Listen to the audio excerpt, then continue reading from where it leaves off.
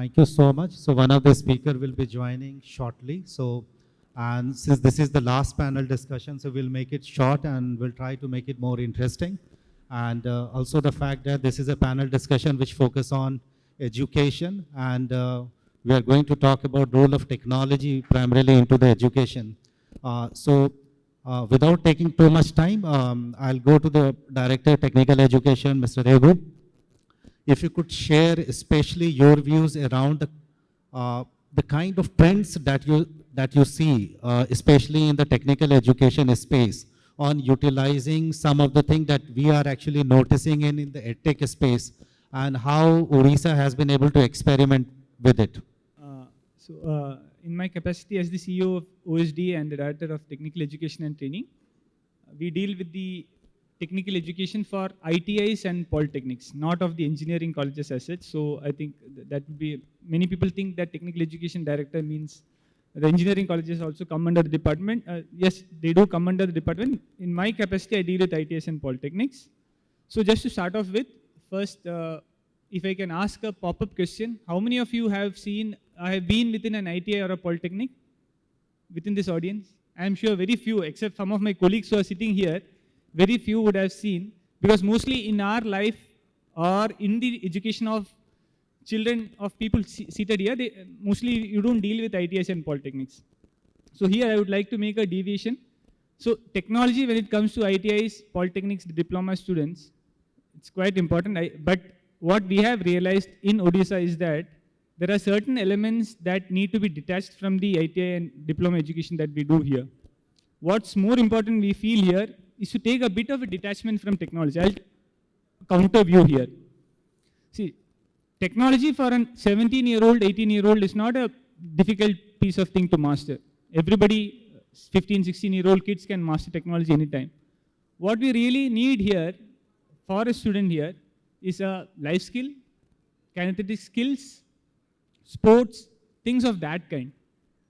So why? I'll explain why.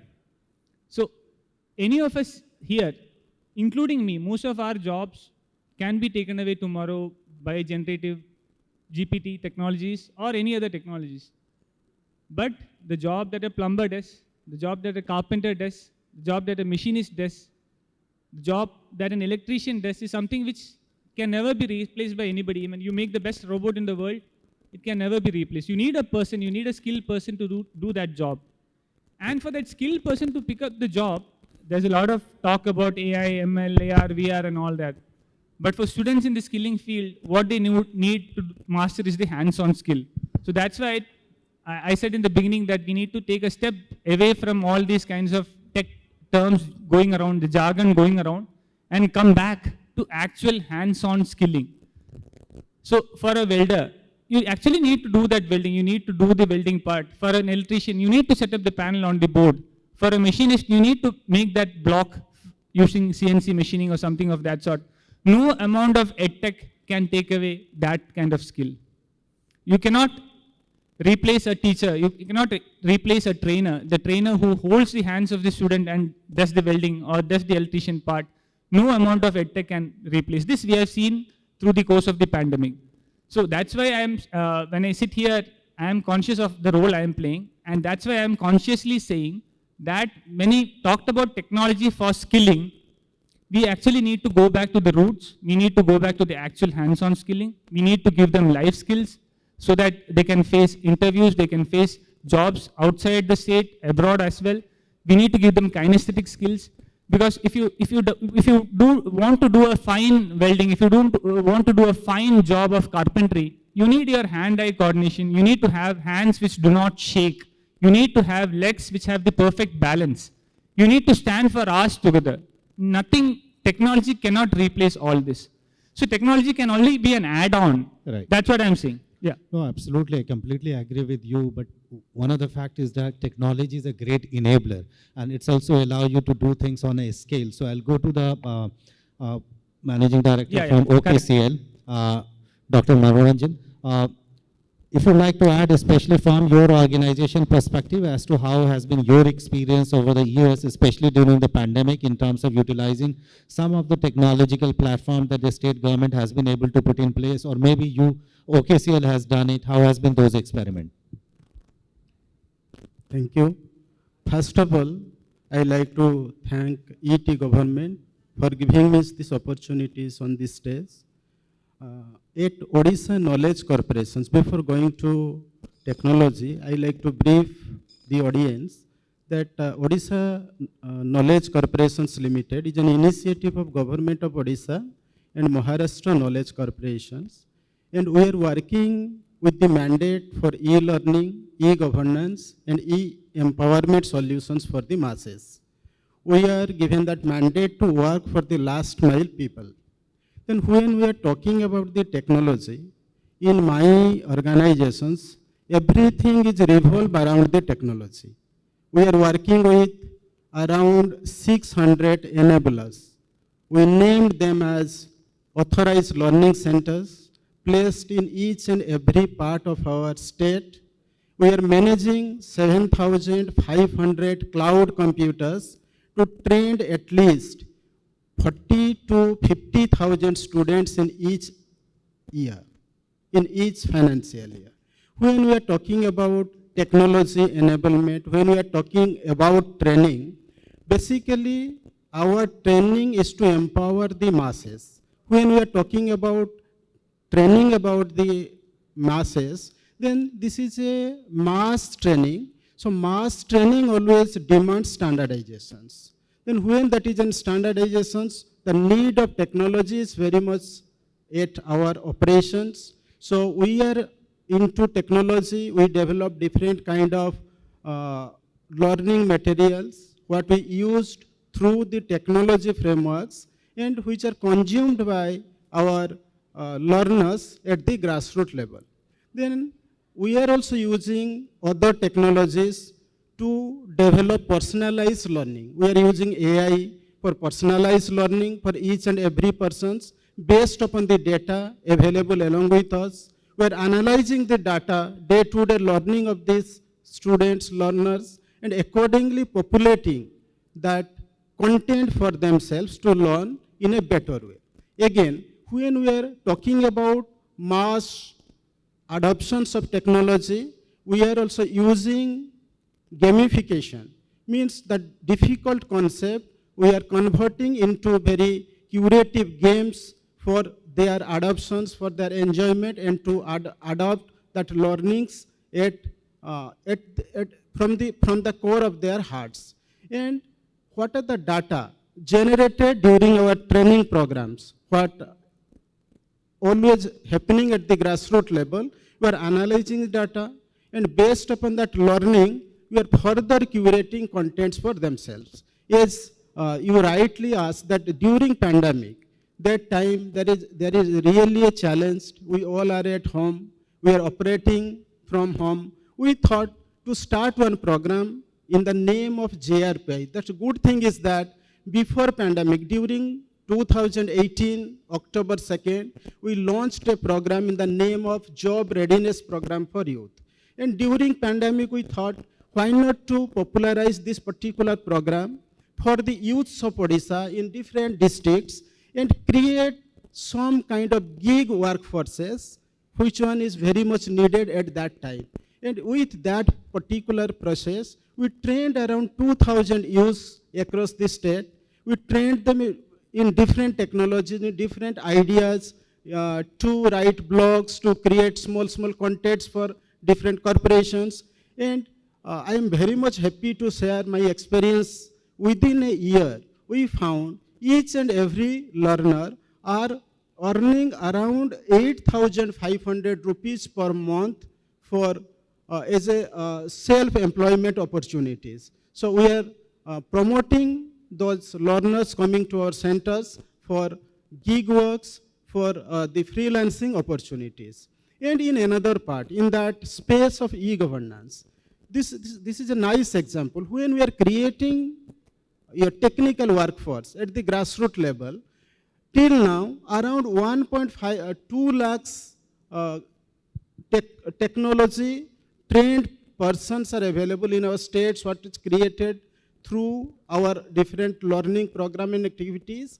And because of the pandemic, when 2 years the students are not coming to the schools, they are deprived of educations, Government of Odisha thought to provide a learning recovery program.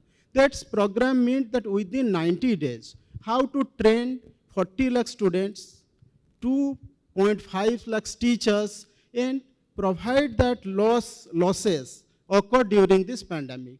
And it's a very proud moment to share with you. Within 90 days, we trained around 2.5 lakhs teachers, 40 lakh students, and conduct a very systematic program in each and every 50,000 schools in the state of Odisha with the help of technology only.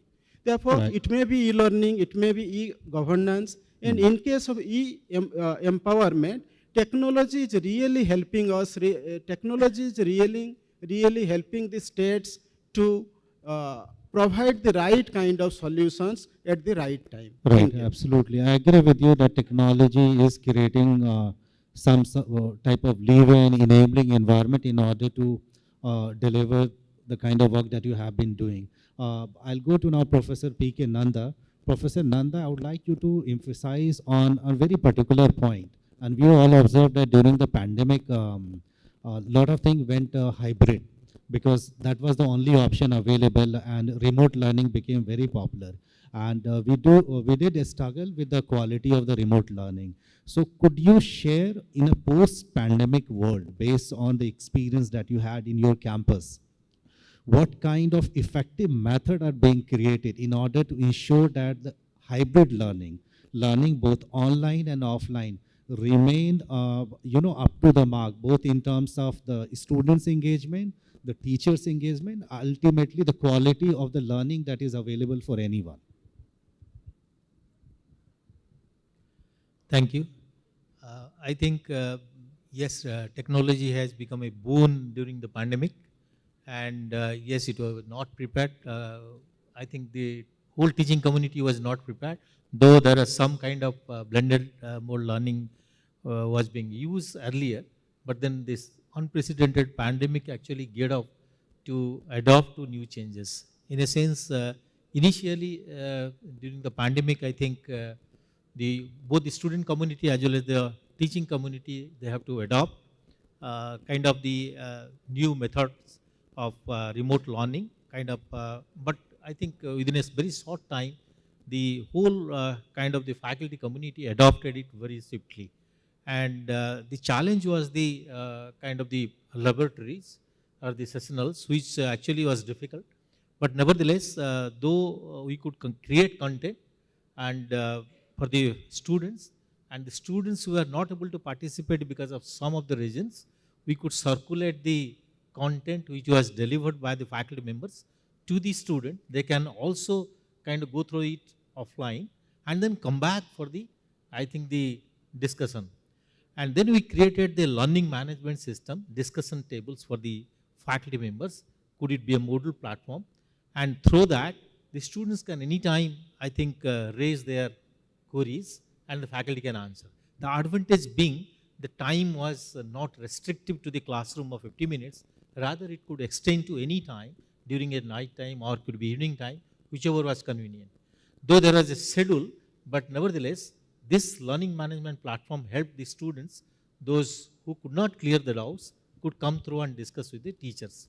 Right. And particularly during the pandemic, I think the blended mode learning, though the pandemic was over, it was felt and conceived that this blended mode learning is will be quite useful, and therefore we have now the interactive learning boards in the classrooms where the teachers can have their own content, disseminate the material earlier, the students can go through.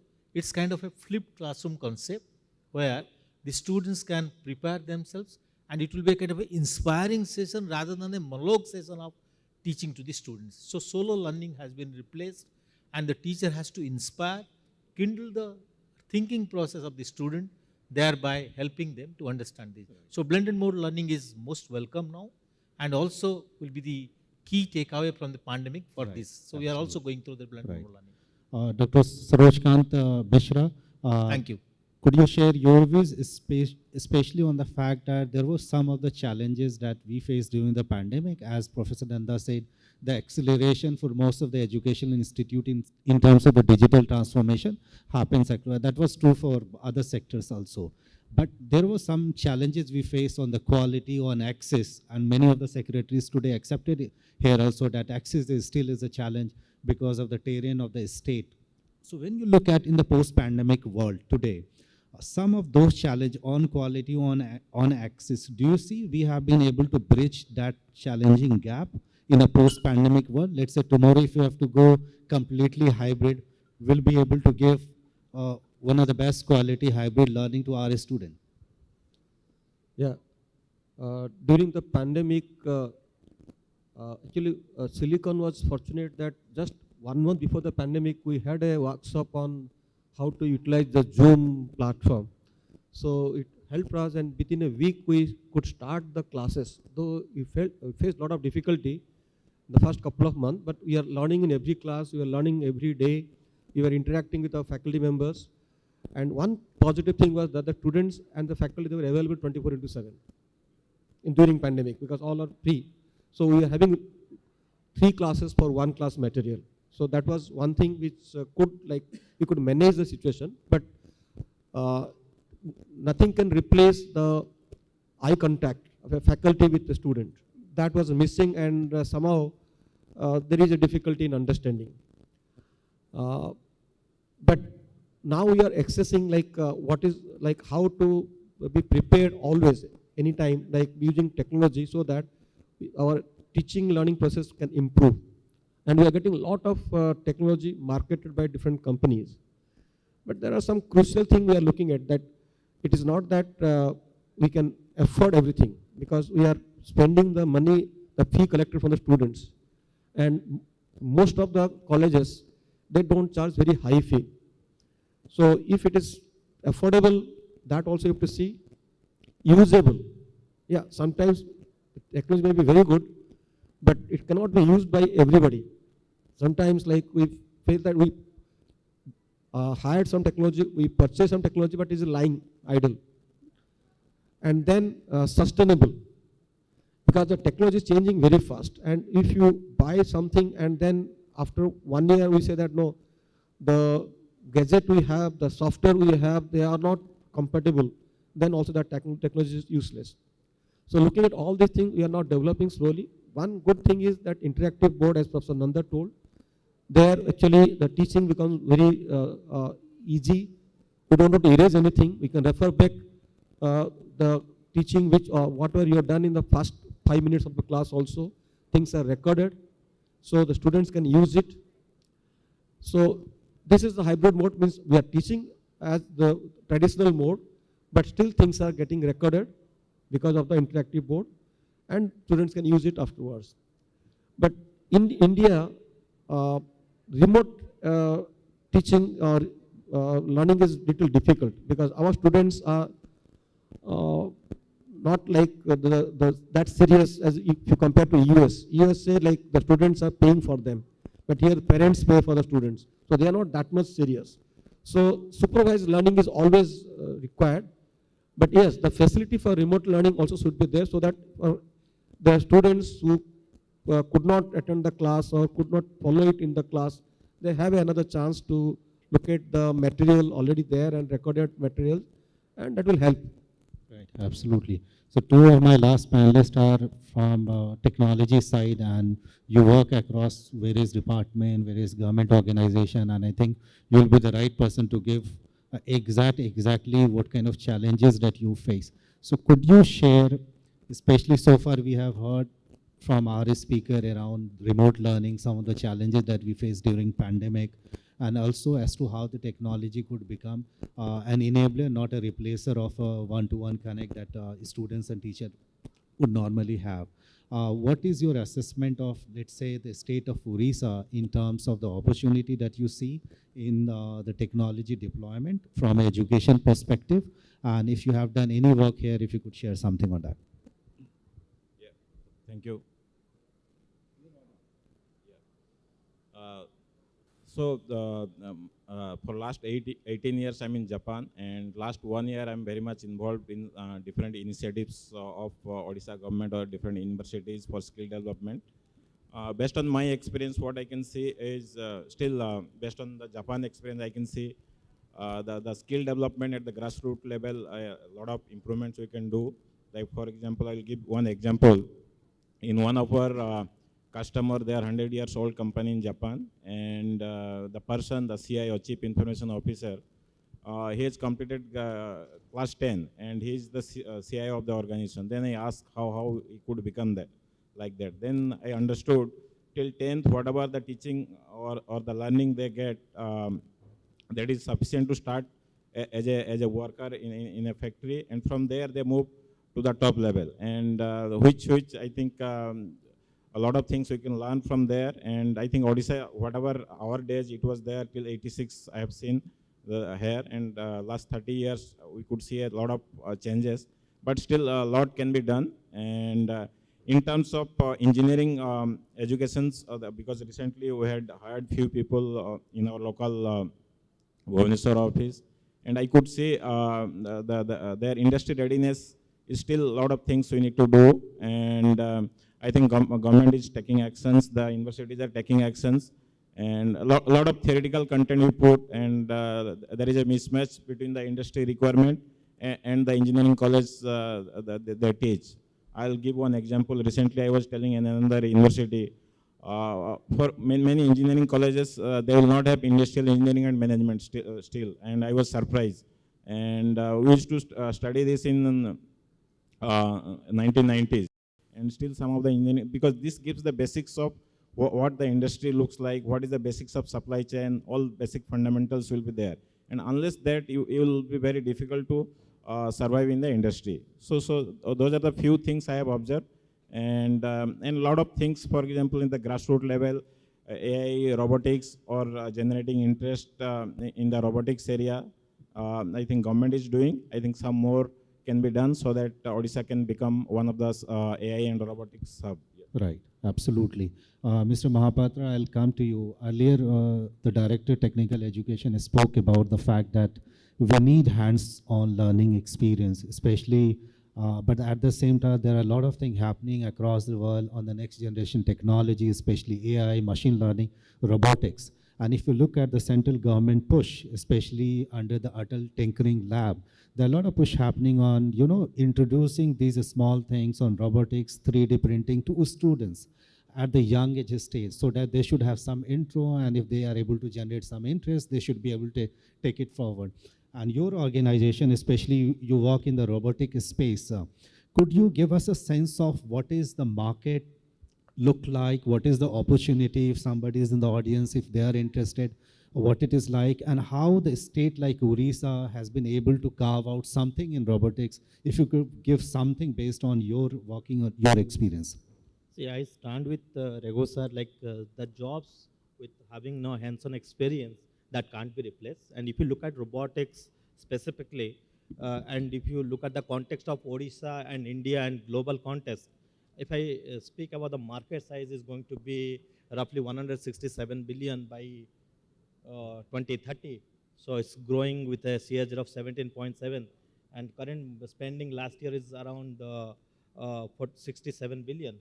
If you look at again AI, then it's 100 billion spending and is expected to grow to 2 trillion by 2030. If you look at this market size and demographic, how India will take a leading step. So I think we should adopt robotics and AI. There's a logical reasoning why do we need robotics and AI together? We need to do some jobs like 4D jobs, dull, dirty, difficult, dangerous. These jobs can be done by an artificial intelligence, but this artificial agent. But this artificial agent must and should have intelligence. So I do speak about artificial agent having intelligence. So we can talk about robotics plus AI is the future. I can conclude here. And if you look at Odisha as a state, for the first time introducing robotics in the ITIs, in the polytechnic, in the scope of digital learning. This is one of the initiatives we have taken here right now. In 20 ITIs and polytechnic, we have already started robotics learning, setting up small center of excellences as a pilot. And if you look at, how Odisha and what is the, current status in Odisha, you can talk about STPI, Fab Labs, Maker Labs here, which has actually, started a couple of years ago. Then if you talk about the Center of Excellence in AI in Odisha University of Technical Research, the formerly known as CET College, there's a Center of Excellence on AI. Today we are talking about AI because of ChatGPT, because of OpenAI, everybody is speaking, this become a, global warming. But we have already started it, and we are already into the, we have already taken some baby steps to skill our people. My prospect, my vision in terms of, the title of the day, Transforming Odisha. Odisha comes with, 6,798 panchayats, and I do look forward if every panchayat can have one Biju Innovation Lab. What is this Biju Innovation Lab? If you go back to our IT policy, this year current IT policy, there is a Biju Innovation Lab. These labs will be a futuristic emerging technology labs for the schools. There is a budget for every lab, 20 lakhs for building and operating. If we can get these labs in every panchayat, then we can create a maker culture. This maker culture is very much important and required looking at the 21st century workforce. We are getting skilled Right. for job, for the work. But what is the 21st century workforce? Right. So we have 3 more minutes to go. I am going for a last round of question, 30 seconds each one of you. You spoke about and I am taking the reverse, not coming to you, Mr. Regu, I'll come to you. So you spoke about the robotics. What is the biggest challenge that you are facing on robotics implementation here or in the state that you would like to get it addressed? One challenge that you are facing. See, typically robotics is a modern technology, it's exponential technology, and if once you are trying to develop this technology, you need highly skilled manpower. That manpower, it will take time. This is a generic egg and chicken problem. This will solve over a period of time. Right. What is the one immediate opportunity that you see in the state? Sorry. What is the one immediate opportunity that you see in the state from education technology perspective? So one opportunity, yeah. So in the education sector, I could say very difficult question.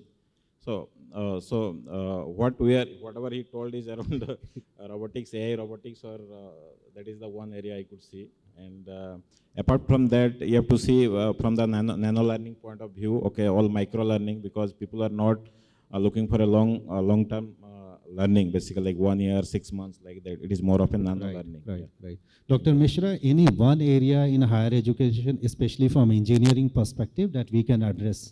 One area that you feel that need our immediate attention? Yeah, the technology is not only required inside the classroom, but for the activities of students, because that is what should be there. We always confine everything within the classroom or laboratory, but it should be available outside the laboratory also. Professor P.K. Nanda, one unique thing that you and your university is working on, if you could share. One unique thing that you are trying to address.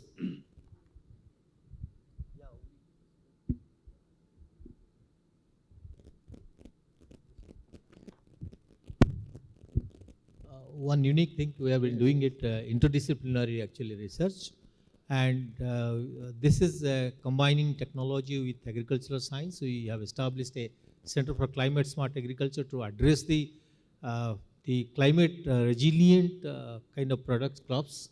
So how to do research on that, and the proposed some of the measures to take care of this. This we have established last year, and we are working on this. Dr. Purtal, earlier you spoke about training and skilling. Any specific area that OKCL is trying to address, something unique that you would have done in the state of Orissa? I know Orissa and Maharashtra made it OKCL, that's absolutely fine. But anything very important, unique that you have done that you would like to discuss with us? Now for us, we are planning to start doing something on green color jobs and on circular economy and use of technology in those areas. Right. Mr. Regu, earlier you spoke very eloquently about as to why the hands-on learning is really important, and we all agree with that. anything very immediate that you are planning which will have impact on this hands-on learning experience in terms of whatever the skilling that we have, are we able to scale to a level of a population that you would like to have in a state like Odisha? So one of our major factors, major priorities has been bringing more girls into the technical education.